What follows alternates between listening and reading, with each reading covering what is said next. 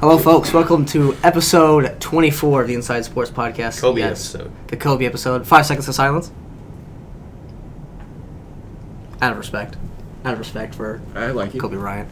Probably should have been like 8 seconds. Doesn't matter. We're done with it now. We could do 24, but that'd be awkward, you know. Yeah, 24 is a little long, Joey. Anyways, let's kick us off with a softball recap. So we went 1-2 this past week. Dropped a home series versus Bradley. Didn't like to see that, seeing as Bradley was, you were telling me their record, remind me, we don't have it written down here. What is it? Just like 13 and 34. It was 12 and 34 coming into the weekend. 12 and 34. Yeah. And now they're up. We're kind of getting a little shaky, folks. Or 11 and 34, sorry. No, you're fine.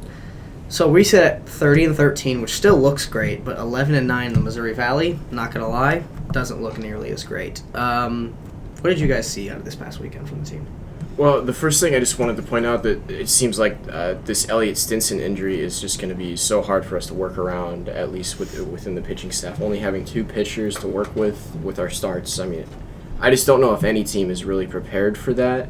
I think even last year we had like Jenny Jansen as like a backup pitcher, but I don't think we have like a backup pitcher this year. So that's just, I just don't know how Jen Sewell is going to work around with that. I mean, my goodness, prayers for her to just figure out that stuff. But those were our first 2 losses at home too. I feel like that gets swept under the radar. That, I mean, we were on this really long struggle on the road for a while, but you know, none of those games, in fact, were at home. And you know, now we're finally getting at home. We can't use the excuse that we didn't know our surroundings. We weren't, you know, just in our same routine that we were at, because we were at home at our home ballpark and everything. So first 2 losses at home. That's kind of sad that we didn't have the chance for the undefeated season and everything, but they just haven't been the same, I guess, in terms of discipline at the plate. And then, of course, pitching is just obviously so much stress with just Maddie Eberly and then Hannah Hockerman is the only 2 ones that we have now. Yeah, it's pretty tough. Jay Cruz, what did you see from this past weekend? Yeah, I mean, this was our doomsday scenario that we talked about last week. Like you mentioned, all these struggles that come on the road, and we thought, especially against a team like Bradley, who, all respect to Bradley, shout out 309 gang. That's right. If we can come in here and at least win the series against, you know, a pretty bad team, you know, 11 and 35, I mean, that's a rough, or 34, whatever it was, that's a rough record for anyone. And we didn't do that. We lost. Every game was a 1-run game. Coming into the series, we were 7-2 in 1-run games, and now we're only 8-4. Losing those first 2 in particular. You mentioned pitching, not having that third pitcher. You know, most teams have more than that, but for us, having those 3 pitchers that we can go back to has been helpful. And then obviously without one of them, who Elliott Stinson had been incredible up to this point. In those 6 games without her, we've allowed 9 runs per game, which is just unreal for any sort of, even for like Little League, that's unreal. Like, You need that strong pitching when you have a young lineup like we do. And I think one of the main things, and I've seen this, you know, being at the games, and I've had a chance to watch from a different angle than most people get, up high on the roof. And for Jackie Liss in particular, because she started off so hot. I mean, she has already tied the freshman record for home runs, but she's only had 2 in the last month. In the last month, she's only had 2 multi-hit games, too, which is also crazy. And the last game before that, of course, before this streak started, was she had the 3 home run game against Valpo, which I think is also pretty crazy. The tape's out there, though, now on her. They are starting to pitch her a lot more outside. She's hitting a lot more ground balls than she's used. She's not able to get under the ball and lift it. She didn't really have any fly balls this weekend that I counted. So, again, when you have freshmen, you don't have a lot of tape at the beginning of the year, so that could have been why we were hitting so well. Now the tape's out there. And the good pitchers, you know, Bradley, despite having their bad record, they had a couple good players that, you know, were professionals. They had this one girl. She was also their leadoff batter and their starting pitcher. She pitched the 2 games and did really, really well. She's a graduate player. I don't know. She's in her 5th year. So regardless, you know, that experience carried them over the hump. Whereas for us, we're starting to get that experience now, but heading toward the last few games of the year, not feeling as great as we used to. Yeah, understandably. That's something that, you know, we were pretty beneficial to start the year, was the freshmen, and nobody knew how to pitch them. Nobody knew, you know, where their weaknesses and strength lied. Now, like you said, tape's out on us. It's something to be concerned. Folks, I wish I could tell you that it got better, but baseball team just went 1-3. Their final game of the Indiana State series was today. They just lost.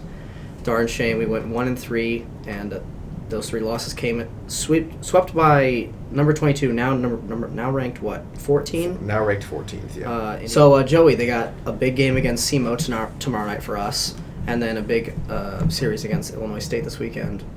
Thoughts on the team, where they're standing? What do you think? Yeah, I feel like tomorrow's game will be pretty telling about just trying to get them back on, another streak. I guess I think it was like 15 of the last 17 games heading into this series that they won before they played Indiana State. But that was just some really good pitching that they ran into this weekend.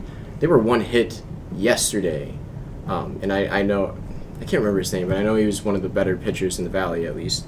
But I mean, it was just a really good Indiana State team that they faced. I don't think there's anything to be too mad about, I guess, getting swept by them being so good. But, I mean, you would have liked to see at least 1 win out of that, It's like when we run into North Dakota State for football. I mean, you kind of, it doesn't really determine where SIU stands as a team.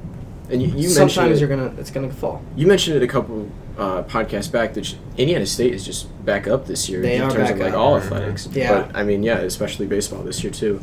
I feel like we need another bullpen pitcher that we can just rely on for like a 1-run lead, 2-run lead, whatever. And we haven't really had that outside of maybe like Bonzani. But like there hasn't been a lot of situations where we've even seen him in with that. He's done well in the minimal that we've used him in those types of situations, but even in the game today, we just read off the stats before the podcast started.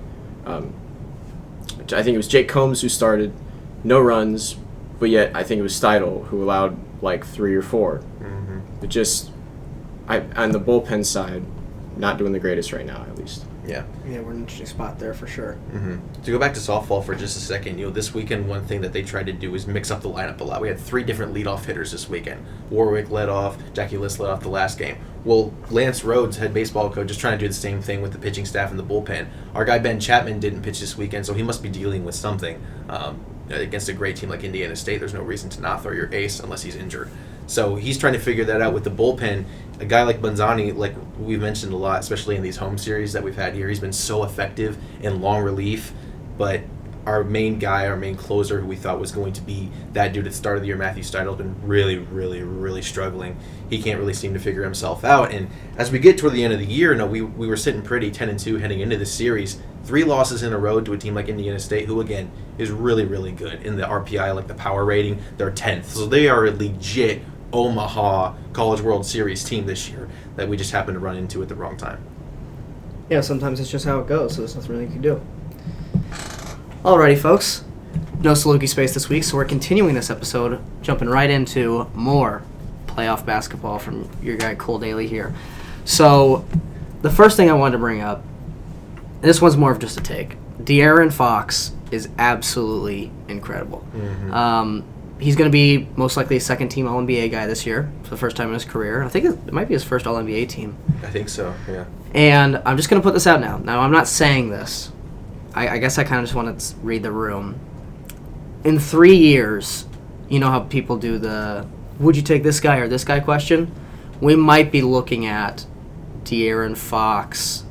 Potentially, you take him over a guy like maybe John Morant. Now, the only reason I say John Morant is because of the injury factor. Because John Morant, I do think, is a better player. But if you're watching De'Aaron Fox and how he's handling this series against the Warriors, who are obviously incredible, veteran-led, he is unbelievable. He might have the best floater in the game right now. His ability to get around screens with Sabonis. You look back on it, and I hated the Tyrese Haliburton trade. I personally wouldn't have done it. There's no way, even to get a guy like Sabonis. But when you look at just the pairing of how this Kings team, you understand why they were a 3 seed this year. I really hope that they beat the Warriors, but man, you wanted to see them sneak one at home. Definitely. And Harrison Barnes missing that game-winning 3 or game-tying 3 at the end there really hurt. I was rooting for the Kings full on, especially after that timeout. Pretty bad game planning by Steph Curry there. You really don't see it from a guy like him, but he's still an awesome game. It's not like I'm going to come out here and judge him. Second thing, just wanted to point out, I was 100% right about Giannis's back. There was a lot of talk that he'd be back for these past 2 games. Now the Bucks snuck Game 2 out. Miami took Game 3, and we watched it very, very easy fashion. Mm-hmm. They're going to be playing tonight, and this This is a huge game. I mean, you have to understand that's why Giannis is going to be playing, although I suspect he'll be hurt. And for a guy like him, who's going to be bouncing around a lot of bodies, a back injury is not great. Not only bouncing around bodies, but bouncing around Bam Adebayo type bodies. Just huge, absolutely ginormous NBA players. And then the final thing I wanted to bring up is, what do we think is the best series so far? So, J. Cruz, I know you've been avidly watching. Joey B, as we talked about, isn't much of a basketball guy, so I want to get your take. What do you think it's been? Well, yeah, this is pretty easy, and I've said this all along, but Warriors-Kings is going to be incredible down to the finish. It really is, and I suspected that after the first couple of games in Sacramento were close, that the Warriors were going to come back home and really take control, and they didn't really take control like I thought they would. Probably should have lost this most recent game. You mentioned Harrison Barnes missing that three. If that goes in, people are thinking like, oh my goodness, the former Warrior, this is incredible, what a moment. And then when he misses it, they're asking the question that I'm asking, which is like, why is Harrison Barnes taking that shot over guys like Kevin Huerter, Keegan Murray, De'Aaron Fox, Sabonis? The list goes on and on. Monk was to his right, and I would have liked him to take that Monk shot. as well, but, I mean, the Warriors, again, it's just the magic of Chase Bank Arena now, I guess, that they have, and this series is going back to Sacramento, 2-2. It's going to be incredible. The series, I'm really disappointed. It's still a good series, but the one that I really thought was going 7, which is still, I guess it's still good. But the Knicks are up 3-1 on the Cavs. The Knicks got him. Like I said it last week, and I got laughed at. I trust Jalen Brunson more than I do Darius Garland and Donovan Mitchell. Were you the one who described it to me last week? He's like Russell Westbrook. What? Basically. Russell Westbrook light. Russell Westbrook light. Well, he's been comparable. Yeah, he's been pretty similar to him the last couple of games. To see that, it's really disappointing for the Cavs, who are so loaded on their roster that you feel like if you just pass the ball once or twice, like the game could turn out totally different, because it's not like they're getting killed out here. But Knicks up 3-1 going back to Cleveland now, an arena that I could definitely see not having a ton of juice, down 3-1. Yeah, that's true. They're going to need to bring it out, but I don't necessarily think they will. I'm going to agree with you on the Kings and Warriors pick, because all their games have been close, too. They've all been high-scoring close. It's really been awesome. I've been thoroughly enjoying it, aside from absolutely hating watching Draymond Green play. His defense is incredible. I'm not saying he's a bad basketball player, but I hate the constant complaining and fighting. People know where I land on Draymond Green. And then one thing that, actually, I'm going to go into a bonus take here that I actually did write down, and I switched for De'Aaron Fox. But another thing to bring up is Anthony Edwards is really incredible. And I just wish the Minnesota Timberwolves front office would have just done everything right, not traded their entire future for Rudy Gobert. That poor guy. Honestly, I'm rooting for him to get traded somewhere, because either him or maybe they trade Karl-Anthony Towns this offseason. How is it it's every playoff game that you can't stay on the floor? He fouled out last night against Jokic in overtime, and they're lucky that they have a player like Anthony Edwards who gave a stutter step against Aaron Gordon, step back 3, ball game. So I just love him. He's obviously turning into one of my favorite players in the league. So I think that Anthony Edwards, it really does disappoint me how the Timberwolves have been handling it. But then I just wanted to point out my picks from over a week ago. All these are very legit. Knicks over Cavs, I did call. I did call that one. Kings over Warriors. I mean, it's not looking great right now, but the Kings' ability to keep it close with the Warriors has been a real thing. I actually do think now. I was pounding the table for the Warriors, not because I wanted them to. I just thought it would happen. I actually think the Kings are going to win the series now. Interesting. Their road home splits they're real. They are real, and then 2 of these last 3 games are in Sacramento. And again, we've talked about it already, but the Kings probably should have won last night too. So they should have. Yeah, I think the Kings are going to win this series. I could definitely see them doing it in 6. Here's what I'll say. The secret to it turning around is Domantas Sabonis has to start playing good basketball again. He had a great game 1. I was posting about it all over my story. I was like, this guy's legit. I love him. Yeah. He has not played well against Draymond. And that's the Draymond effect. Draymond will do that to your best player. Yeah. But, man, I mean, Sabonis has got to get something together because he's missing shots. He's not playmaking very well. They're getting into his head big time. Are they up 2-1 over the Warriors? It's tied 2-2. Tied 2-2? Yeah. Oh, wow. Does it go back to Sacramento or does it stay in? Goes okay, back to so Sacramento. it does. Yeah. I couldn't remember whether it was a 2-3-2 split or No. a 2. Okay, it is. All right. Well, that's honestly pretty easy for Sacramento. You could probably drive from Sacramento to San Francisco. Yeah, it's very close. Yeah. I didn't realize how close it was. I looked it up yesterday. It's really freaking close. I know, right? Yeah. Isn't that wild? And then the last one I had here, Lakers over Grizzlies. That game will be played tonight. I think the Lakers probably go up 3-1, but I don't know. so, John too. Morant had 45 with a hurt hand last week. And they still lost. Yeah. Good point. Wait, so I just want to clarify. You're picking the Lakers in the series Yes. over the Grizzlies? Really? Yes. Yeah. I probably, after from what I've seen, like LeBron hasn't even had Yeah. like a LeBron game. And we don't know if he has very many LeBron games left in him Yeah. because, obviously age, he's growing old. It's That's gonna what catch up. happens. Yeah.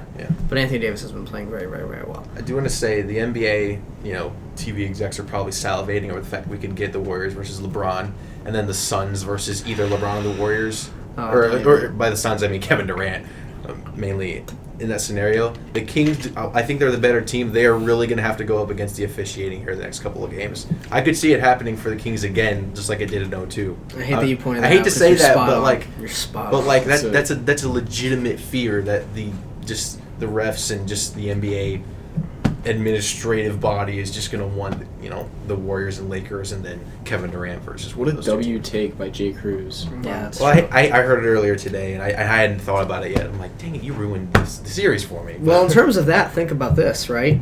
Knicks beat the Cavs. Mhm. Giannis, I mean, the Heat, he'd have a chance. No, they definitely have a like chance. you pointed that out, and I was like, nah, they're the zombie Heat. They're not very good.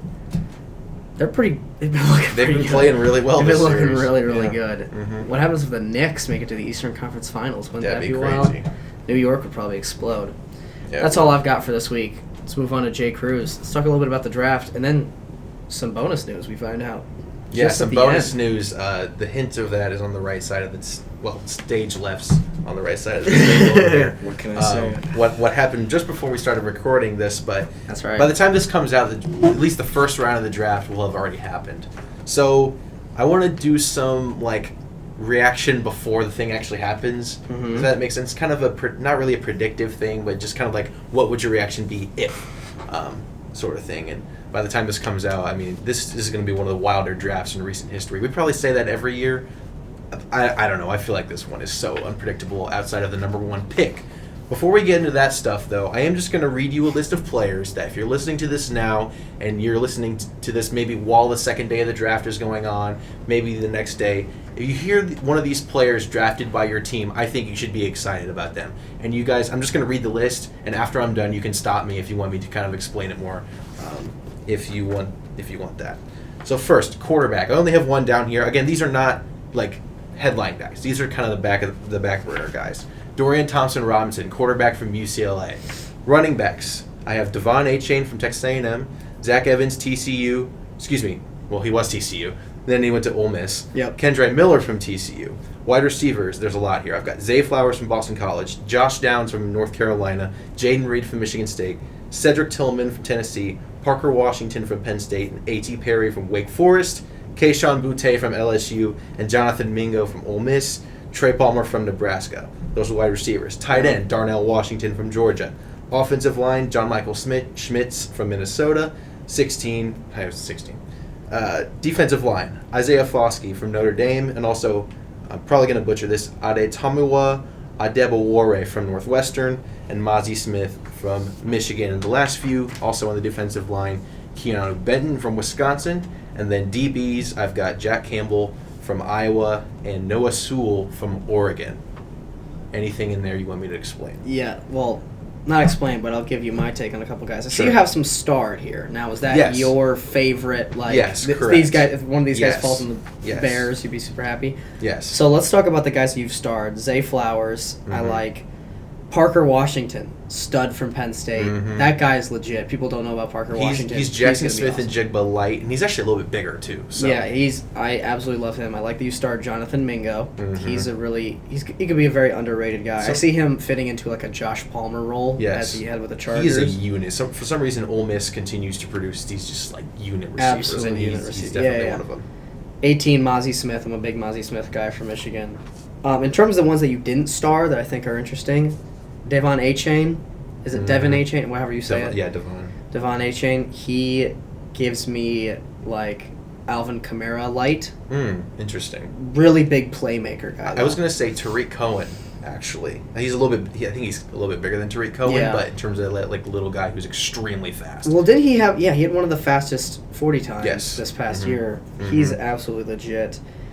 I'm trying to look really quick through this list here. Just any other guys that maybe you didn't star that I think are really awesome. Oh, I absolutely love Isaiah Foskey. I think he's he's potentially a pretty great guy. Trey Palmer, he'd be a fine slot guy. I don't really see him being like one of those guys, but he had a great combine though, and if the team drafts him in the 3rd round, maybe that's a steal in the 3rd round. I think he's got tools. Some others that you don't have on this list that just came to mind when you brought this up to me. I obviously talked about my love for Tanner McKee last week and how he could potentially be a pretty good.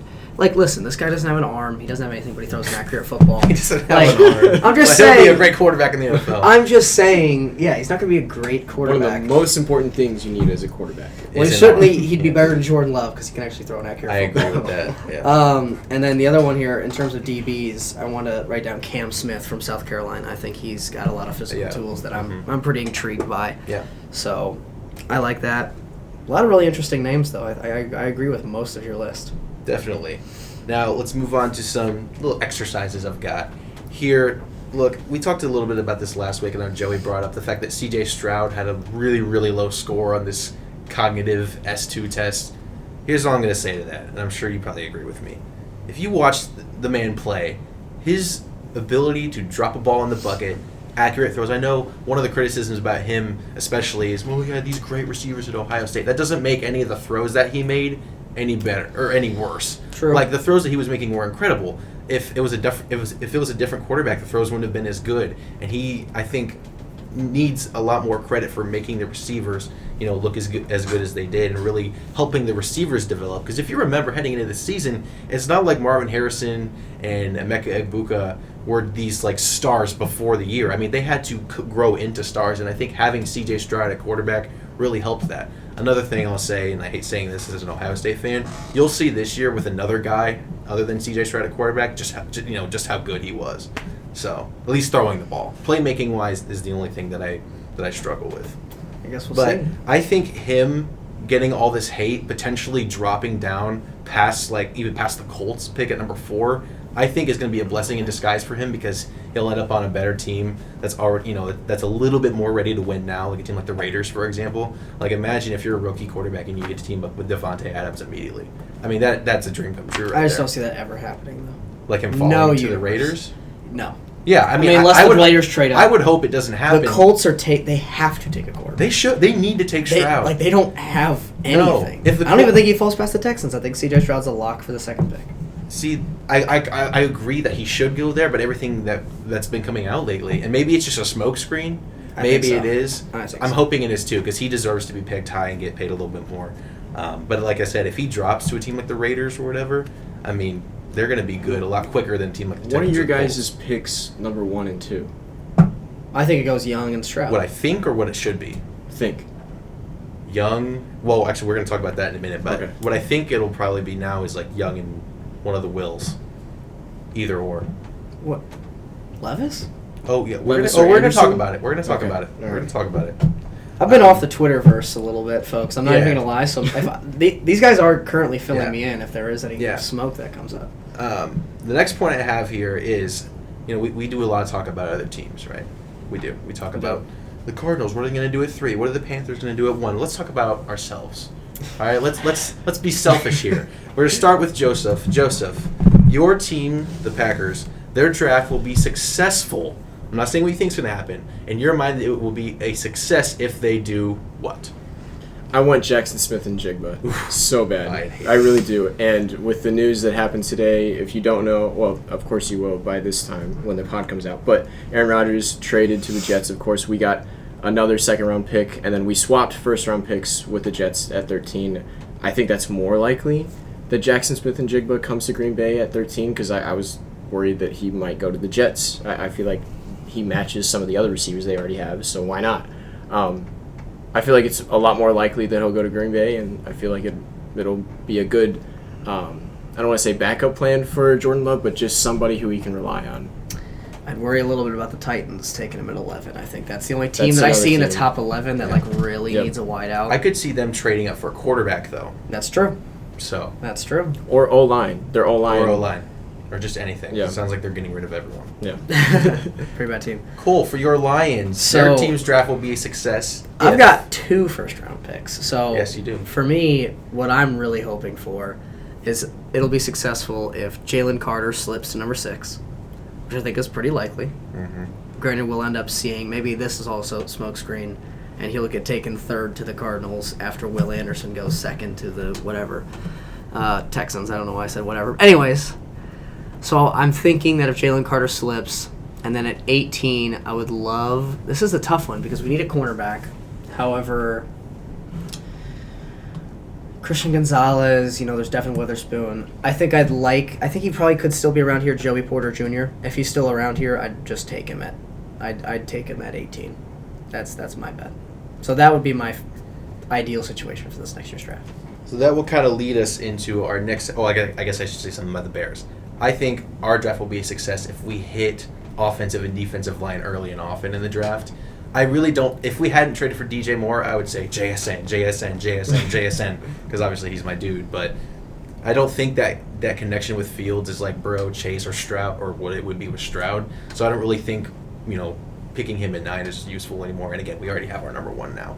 I think, like I said, there's a lot of good receivers later in the draft too. That I think if we took a guy like Trey Palmer in the 3rd round, or a guy like Jonathan Mingo in the 2nd round, I think that would be a lot more productive. Why are you smiling? I was just thinking, what if the Packers traded up and got Bijan Robinson? No, I'm just kidding. I would love that. Yes, please do A that. running back they don't need. Please I do couldn't. that. I couldn't help but just crack a smile thinking about that. yeah. He's getting riled up. Oh, He's like, please I'm gonna get a do wide that. receiver, and then they draft him. You gave me back. flashbacks, dude. Anyways. 2020.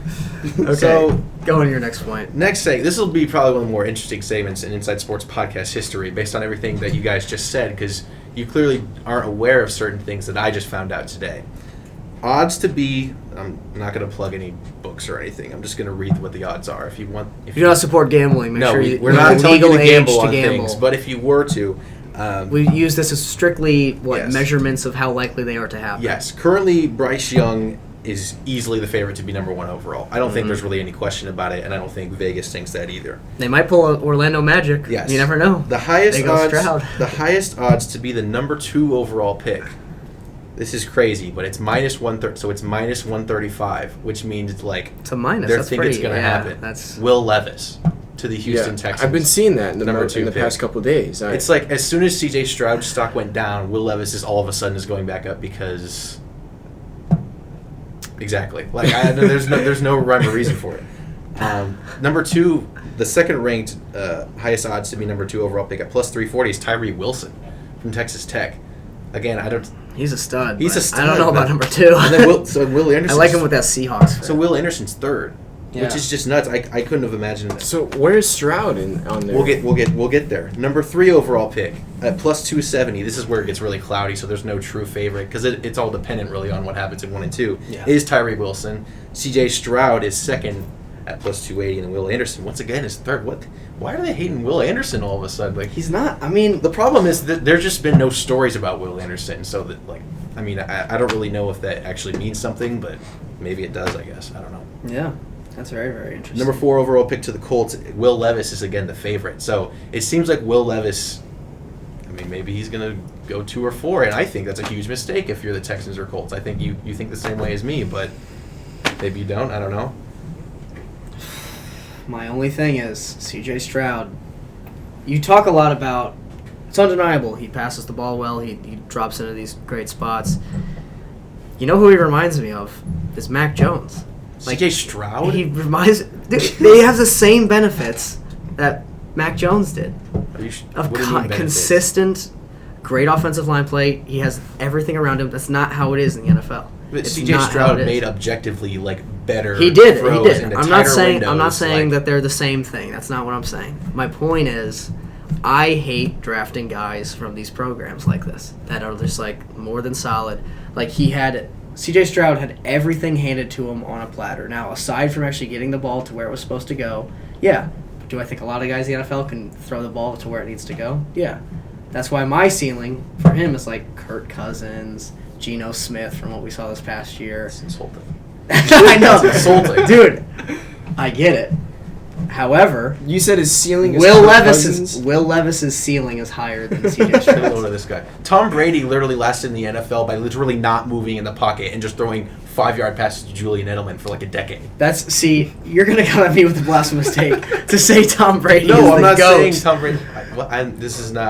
I'm not saying he's the GOAT, but I'm saying he's the probably GOAT. He is the GOAT. Yeah, he is. But that's what I'm but, saying. like, You said he's a GOAT. I'm saying- He threw 5-yard No, passes. I'm saying he was a great quarterback for a long time because he just I agree. dumped the ball down for a decade. But he also played in 2 different decades of the NFL. No, totally. Yeah. Okay. So yeah, for the Just number giving you my take, buddy. for the number 4 overall pick, it's just 3 straight quarterbacks. Levis is the highest odds, and then Stroud, then Richardson. Number 5 to the Seahawks, Will Anderson. So they're really thinking that Anderson's going to slide out of the top 4, which is not something that I could have foreseen coming into this draft. Yeah, that's pretty But interesting. if I'm the Seahawks and I get him at number 5, that's a huge win. A huge win for a team that needs a pass rusher. More than likely. Number 6 overall to the Lions. Now, I'm surprised. Jalen Carter's second, but he's Ah. plus 400. This guy's minus 110, and I think if the Lions make this pick at 6, I don't know why you would do It's this. Anthony but Richardson, it would be isn't a it? Lions thing to do. No, it's Devin Witherspoon from Interesting. Illinois at number 6. I mean, he is the top corner prospect. Yeah. They obviously, I guess they need one. Do they really need one that bad to where you'd spend the 6th overall pick on it, though? Yeah, I would I would no. say so. You think no. so? No. No, I don't Corners think so either. corners picked in the top 10 have, aside from Sauce Gardner, as we've seen last year, Jalen Ramsey, obviously, but they have a history of not performing up to the leather. Like, it's kind of like a wide receiver. Like, if you hit, like, yeah, you hit. Like, that's a really, really good pick. Yeah. I'm trying to think of, like, a good top 10 example of, like, a wide receiver. Who was a wide receiver taking the top 10? Could somebody throw one out to me? Because there had to have been Jamar just Chase. Okay, there you go. Jamar Chase, right? But then you also get a Justin Jefferson who's picked in the 27th Right. pick. Mhm. So it's like I'd rather wait on that corner prospect. Yeah. Because I don't think the separation between Devin Witherspoon and Joey Porter is like huge. Like I No. think that Yeah. I'd really like to get like a guy like Jalen Carter. Yeah. I'd be happier. Oh boy, let's go. I'd be happier taking Anthony Richardson at number 6 than taking Devin Witherspoon. That's a wild take, but I would be because I've seen Anyway. I've seen some Yeah. smoke around Anthony Richardson. you've mentioned Joey Porter as like that second cornerback prospect. I think you're forgetting about a certain guy from No. Oregon, Yeah, Christian who Gonzalez. is who has the highest odds to be picked 7th by the Raiders. So according to these odds, it doesn't seem like the Raiders are really going to take a quarterback. It doesn't seem like they're going to do that. Christian Gonzalez is number 1 plus 270, then Devon Witherspoon, as, like if the Lions pass on him, and then Paris Johnson Jr. Plus 380 there. So I think it's interesting. I think some people thought that the Raiders might be a candidate to take a quarterback, but I guess since they got Jimmy G, they might wait a year, see Yeah. how he does, outside of the Niners system. Well, you have to think this all leads back to the next year is Caleb Williams and Drake May's year, Mm-hmm. and they're going to go top 3. It's almost a little bit like Wembanyama for Mhm. the NBA, where those guys are going to go top 3 no matter what Yeah. because of the amount of production they've put up. So Mhm. you just have to think like there's no rush to really take a quarterback unless you're in the top 3 this year. Definitely. So, I want to ask you something. Where do you think the Lions are going to go with the corner? Because they need one badly. But, I mean, your point does make sense about, like, They not signed taking a C.J. corner early. Gardner-Johnson. They signed another. He's pretty like a safety, though. pretty mid-tier guy. You know. yeah. I get it. You need to have like some good corners. I'm not like disparaging the importance of good corners in today's NFL with the amount of great wide receivers. However, I think that's kind of the point. Is there's so many great wide receivers, there's almost no stopping these NFL offenses to begin with. Mhm. Yes, you need good corners. I'm not, like I said, I don't want to disparage how important those are. But when you have some all right guys, I'd be more happy taking a corner at 18. I agree. Oh, yeah, they do have 2 picks. I agree. I Yeah. keep forgetting that. And when we did our mock draft, I had both the Lions picks, and I took Carter at 6, and Gonzalez was still there at 18. Yeah. Which I don't think that'll happen, but Not at all. oh my gosh, if that did. Are you kidding me? And like you wrote down here, I'd be more than happy taking a corner in the 2nd round. Maybe maybe we take Quentin Johnston, who Yeah. I love at 18. I Mhm. wouldn't be crying in my bed if that happened. We take Cam Definitely. Smith 2nd round. I'm happy. Yeah. The 8th overall pick to the Falcons, right? Yes, the Falcons at number Mhm. 8. We thought maybe quarterback there. We didn't really know what to think about the Falcons. They have Bijan Robinson as the odds-on favorite to be the number 8 pick, which I think is weird because they have Tyler Algier, who was a rookie from BYU Yeah. last year, who looked really, really good Yeah, he's toward a the end of the year. legit I don't back. really know I feel like they have so many other needs that taking a running back there is like. Yeah, I know you love the Bijan, Falcons would do but for it. the Falcons, The Falcons would they do would. it. They would be the team that would do it. And then there's a huge drop off of plus 500's Nolan Smith from Georgia At 9? at 9 or at 8. Oh, to the Falcons. for the Falcons. Yeah, okay. yeah, for the Falcons. Number 9 pick for my Chicago Bears. This actually makes me smile to see that he's number 1, tied at number 1, is Jalen Carter. There's no way he falls this far.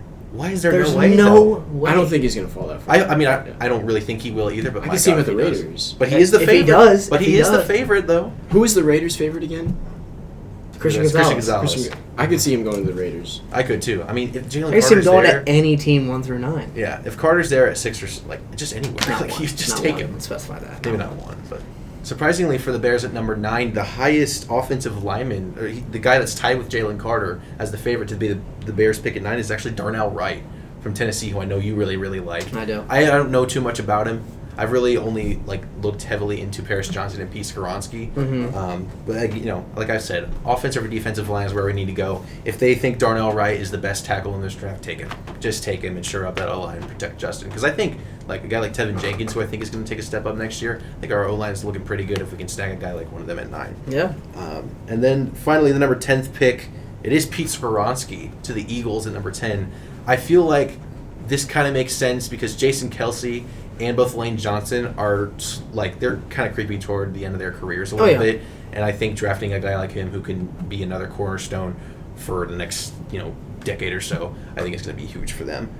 For what it's worth, Bijan is 5th on the list. He's plus 750. So we were talking a little bit earlier before the pod started about Bijan going to the Eagles at 10. Doesn't seem like Vegas thinks it's going to happen. But of course, it doesn't really matter because what happens on draft day just doesn't really care. Well, and it's like we talked about. All the previous picks all make it, Totally. Like if Will Levis gets taken at number 2, that switches what the Cardinals will do. The Raiders might trade up to number 3 and get, C.J. Stroud because they're like, well, we're not going to miss out on C.J. Right, so. yeah. Is there any other, weird thing that you guys would want to know about certain players where they may be drafted? I saw that Zay Flowers, who I've spoken a lot about, it's over under 22.5, the pick that he would be getting taken at. I've spoken a lot about how I think the Chargers at 21 would be a perfect place to pick him. So Yeah.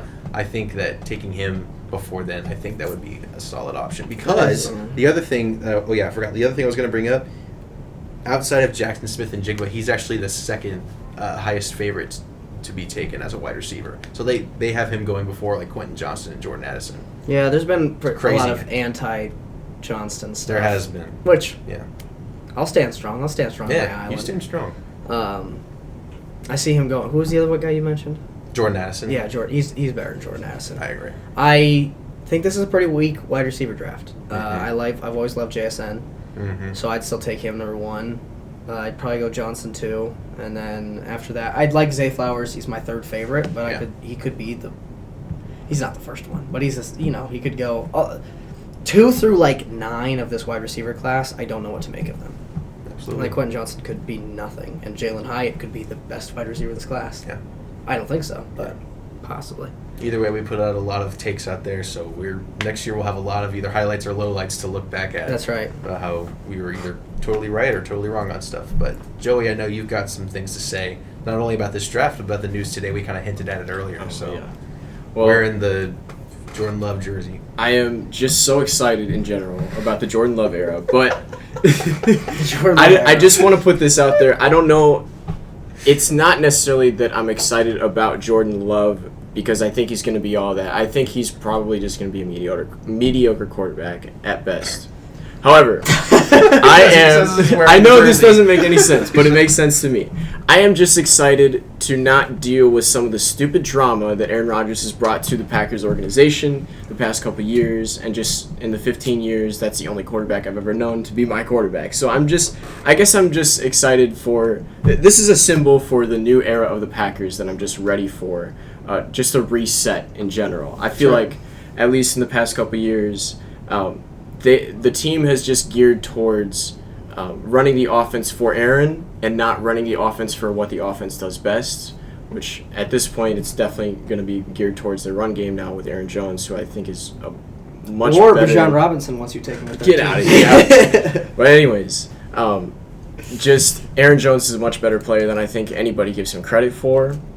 And I feel like Jordan Love just gets a lot of hate for like no reason. We haven't seen him as much, at least play in the pros, that is like warranted hate, I guess. Yeah. Like he hasn't played the greatest, I guess, when he has started. It's but tough he to hasn't really bet started. your franchise on a player that hasn't played a second. Well, of I don't football. want to bet the guy's When he entire does, it's future not. off of 2, maybe 3 games played. He played like the second half of the Eagles and then started against the Chiefs. Do you think last there's year. any Against a way? terrible Chiefs defense. Do you think there's any way? The terrible Chiefs defense that went to the conference championship last year? Yeah, and blew it. Yeah, that one. I mean, Why do you say Yeah. went to the conference? They won the Super Bowl. No. When Last he started, it was 2020. Oh, Yeah, it was yes, last yes. year. Okay, Yeah. I'm Yeah.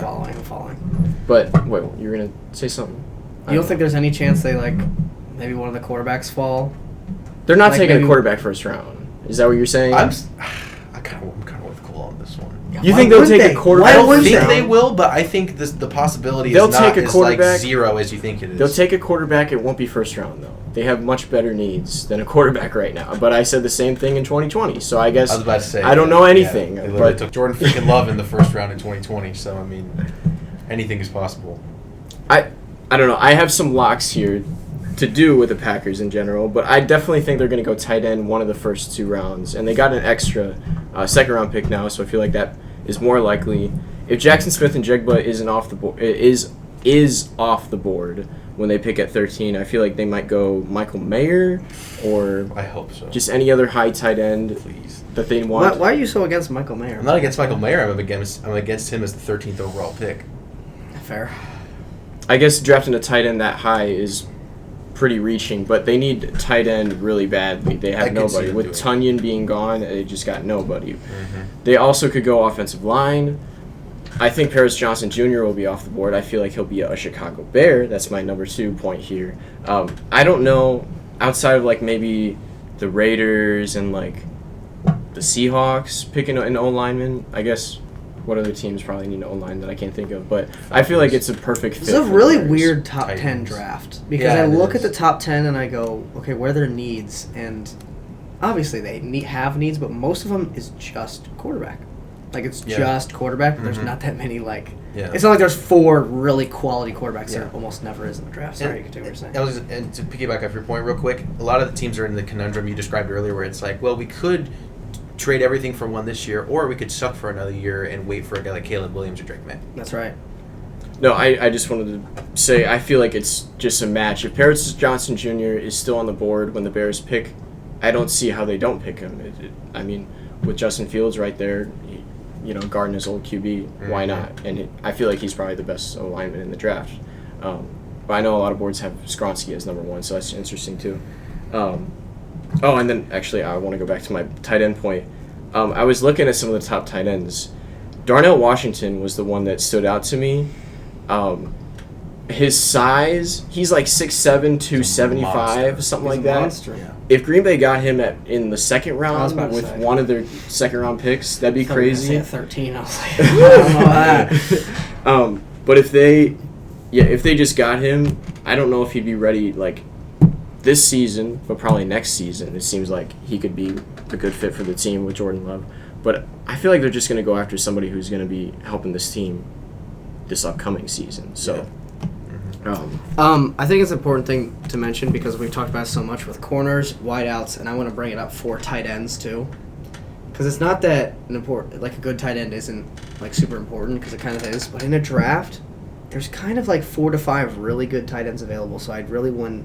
I agree with Jay Cruz on not drafting Michael Mayer at 13 because you could get to that second round and Dalton Kincaid and Darnell Washington might just be staring at you in the face, and I'd be happy with both of those, especially with Darnell Washington. I mean, he's one of the best blocking tight ends. I mean, I think he might go to the Patriots in the second round because that's a perfect marriage. that'd be right a there. perfect marriage for Bill Belichick. he's a Georgia guy, right? Yeah. Yeah. The Green Bay historically goes after Georgia guys They early do. rounds too. Yeah, they do. So I Maybe at think the 13th pick they'll go Nolan Smith, Bronny linebacker. Jones. Yeah. they don't pick linebacker early, so it won't be. Well, they picked Rashawn Gary. who's the one that ruined something more they like did? an Quay edge. Walker. Quay Walker. Yeah, he gets also them in the Georgia trouble a lot. linebacker. Yeah. I guess he was last year. Okay, Yeah, I'm he totally gets him wrong in trouble about a that. lot. Packers pick everyone but wide receivers in the They- first round. Yeah. At least maybe I'm thinking of like pre-Gutekunst era Packers because they never picked linebacker early in the draft. So, about the Aaron Rodgers trade, I just want to like put it out there. I feel like that's a steal for what they were gonna do, like months ago. They were not gonna budge on a second-round pick. I was talking to Jordan here earlier. That was just at a stalemate for forever, and they didn't want to give up that second-round pick. And Gutekunst held his ground, got that pick, and got a first round for next year. And all the qualifications for getting that first round pick next year is just he has to play 65% of his snaps. Yeah. You're golden right there. You're going to get that first round pick easy. Yeah. So I feel like it's a steal for what was going to happen a month ago. And I'm proud of Gutekunst for doing that. Yeah. The Lions, I do think they're going to go corner early.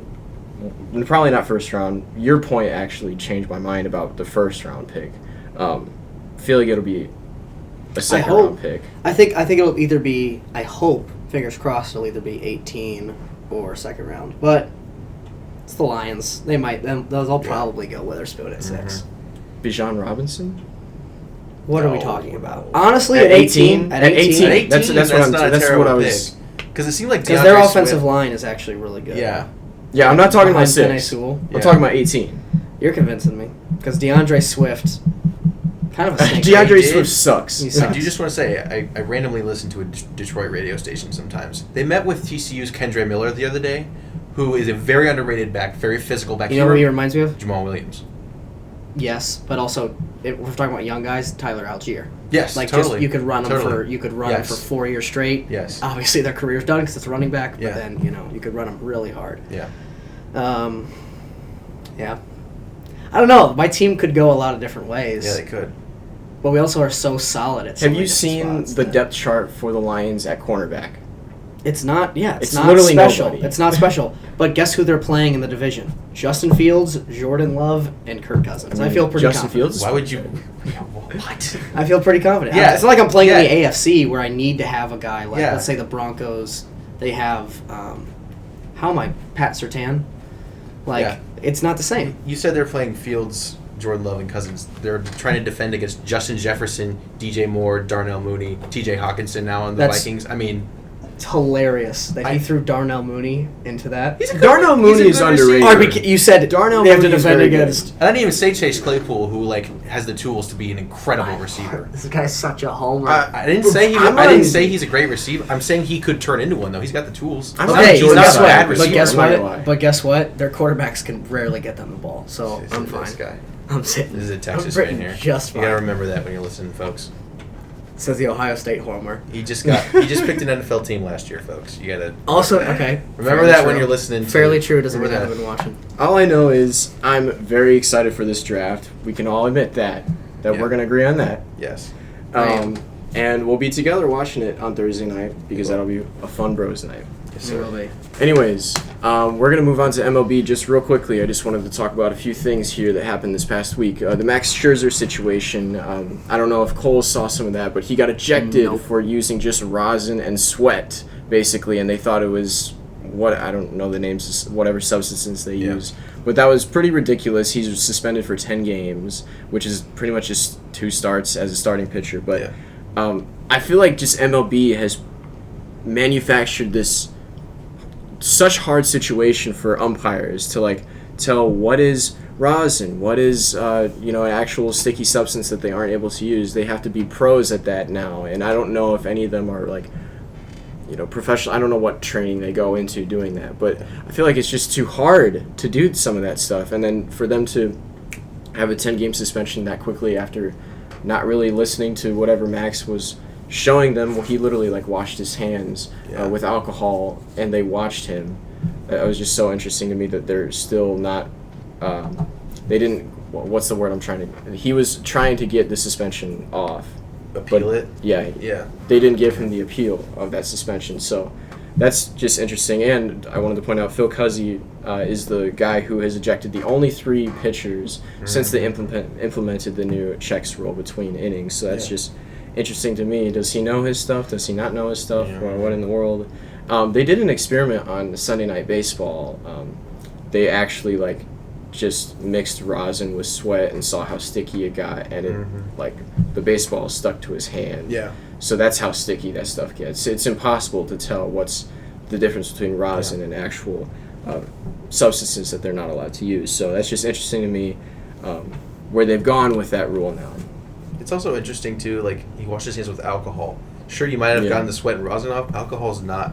It's not sticky. Like it's not. You're not. When you wash your hands with alcohol, you're not gonna feel nothing. You're gonna feel alcohol still. So, that was a weird situation. The water and the way that rosin like reacts with water, it makes it even stickier from what they at least said on the Sunday Night Baseball broadcast. So, just so interesting to me.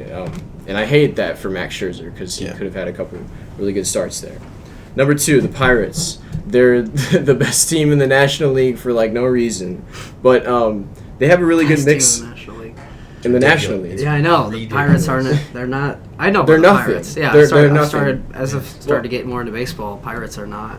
They're not about that. Yeah, no, they're not. But I did want to mention they do have some stars on the stars, I guess, but I feel like they're like performing so much earlier than expected. I guess with Key Brian Hayes and. Who's that? They have like first baseman too. Carlos Santana. Yeah, Jackson Winsky. Somebody. I think it's Jackson Winsky. From Chicago. The I think it's Drew Maggi. Yeah, something like that. That story is pretty interesting to me. I don't know if Cole knows about this, but he was in AAA for 10 years. Had not played a single MLB game. He's like 30-something years old, and he just got called up. I think it was yesterday that it happened. Played his first MLB game. That was a great story for the Pirates and everything. And fun fact, Jackson Smith and Jigba's brother he started in right field yesterday for the Pirates. That's just funny to me. But yeah, that's just really interesting how well they're doing. I don't know if it's really sustainable. What do you think, Jay Cruz? I mean, it's nuts. Like, I remember when O'Neal Cruz got hurt a couple weeks ago. He's easily if he's not their best player now, he's going to be soon. When he's healthy at least. For them to keep winning as much as they are without him is just nuts. It's nuts. And as Cubs guys, we've been playing well really lately, but it's like the Pirates they're just not losing. They're just not losing. So credit to them, I guess. I don't think this will last for very long. I did say at the beginning of the year, if you go back and listen, I did say I'm very high on the Pirates this year. Not this high. Definitely not near this high. But they are a relatively well-rounded and good team. Oviedo, also their pitcher, who has been really, really good this year. His ERA is in like the low 2s. So that's also another thing that I don't think anyone saw coming. And the McCutchen story, too, him being back, he just belongs there. I love it, too. Yep. But they played, I have here on my notes, they played the Dodgers this week, and then they got some other good teams, the Rays and the Blue Jays, to kick off May, so we'll really see if they can sustain it. And then number 3, last point, just the Rays again. 22 straight games with a home run. Oh my goodness. That's obviously not going to be sustainable. That streak is going to end sometime soon here. They're also 13-0 at home, just unbelievable. But they played, just like the Pirates, they play some actual good teams this week. They play the Astros. So that'll be some must-watch baseball this week. And then to just have that streak of home runs, oh my goodness, what an accomplishment for this Rays team, who has one of the lowest payrolls in baseball. Well, what else can you say? They've been doing this forever. There's something in their system that just works. And it's worked for a really, really long time. They continue to produce these incredible teams. This year, we didn't really see it coming either. Like last year, they were the 6th seed, a wild card team, lost to the Guardians. I don't know how many people thought that they were going to be even a playoff team this year, let alone be 18-3, I think, or 19-3, whatever they are right now. It's insane. There's not too much else to say. They're pitching like Shane McClanahan. Yeah, it's tough. If you need a favorite pitch, if you're just becoming a baseball fan, you need like a dominant lefty to watch. He's the guy. Rosarina is also. Rosarina is incredible. He's not a pitcher, but yeah. Yeah, and I think Wander Franco's out, isn't he? Wander Franco, their star shortstop. That's news to me. I think he is. Don't quote me on that, because I'm not a huge Rays guy, but I think I've heard that he is out as well. So again, another team without their incredible shortstop, just continuing to win. He's also another exciting young guy in the league right now. So isn't Brad Pitt also their GM? That's the Athletic. Moneyball reference, folks. That was a good one. Low payroll. They could probably use Brad Pitt. The Athletics could probably use Brad Pitt right now. Definitely. 4 wins right now. 4 and what? 18, 4 and 17, something like that. That's pretty rough, actually. That's pretty bad. What can you do? All right, folks. We need Chris Pratt to play first base. Yeah. Jonah Hill to be Alrighty, folks. Thank you so much for watching. This has been the Moneyball Podcast. Just kidding. It's the Inside Sports Podcast with the DE capitalized. Episode 24. It's in the books. Thank you so much for watching. If you're listening to this on Spotify, please be sure to like and follow us. And then if you're watching on YouTube, please be sure to give us a like, subscribe, and then hit the bell on the side so that you know when we post a new video. We appreciate you so much. You guys have a great rest of your day, folks.